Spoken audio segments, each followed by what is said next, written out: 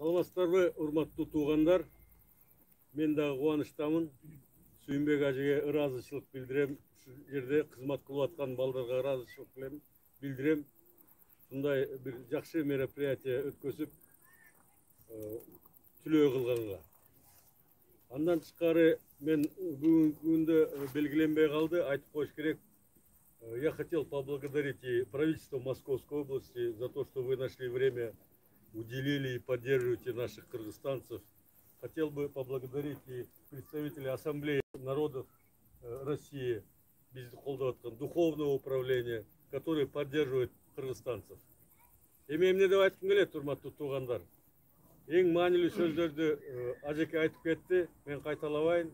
Негизги бул апат жалаң эле кыргызга эмес, бүт дүйнөлүк улуттарга белгилүү болду, сыноо болду. Мына эң бай мамлекет, эң күчтүү мамлекеттер деген канча өлүм житим болуп, канча элдери кыйналды. Ошол себептен мен ойлойм, кыргыз элибиз дагы кандай экономикалык кыйынчылыктар, ар кандай бир шарттар болсо дагы, саясий карама каршылык күрөштөр болсо дагы жеңдик буюрса. Мына угуп атасыңар, Московская область дегеле Россияда жеңдик кыргыздар. Туурабы? Канча ооруду, канча кыйналышты. Эми Кыргызстанда дагы бул апатты уже жеңилдеп баратат бир топ.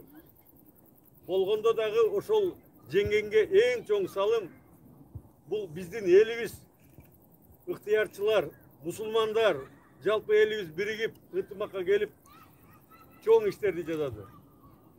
Андан тышкары мен мына барыңар ошол жерде турасыңар, урматтуу туугандар, мен айтып коеюн.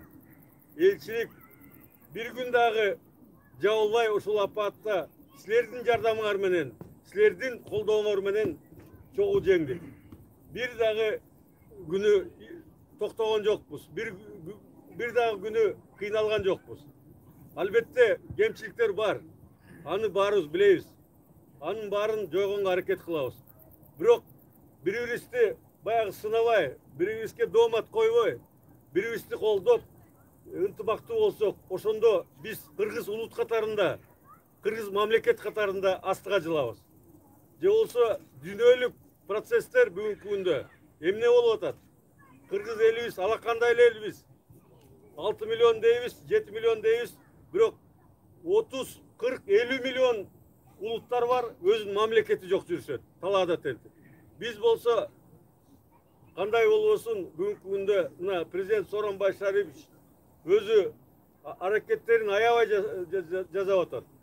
Тилекке каршы аякта дагы ар кандай бир саясий күчтөр эптеп эле бийликке келсек деген мааниде иштерди, бузукулук иштерди жасап атат. Ошондойго туугандар жол бербейлик. Эмне деп айткым келет? Буюрса келечегибиз кең. Элибиздин эң мыкты улан кыздары бар. Бүт дүйнө жүзүндө, жалаң эле Россия эмес, Америка, Япония, араб мамлекеттеринде, Турцияда жана башка мамлекеттерде жүрүшөт. Мен кабарым бар. Бүгүнкү күндө мен толук ишенем.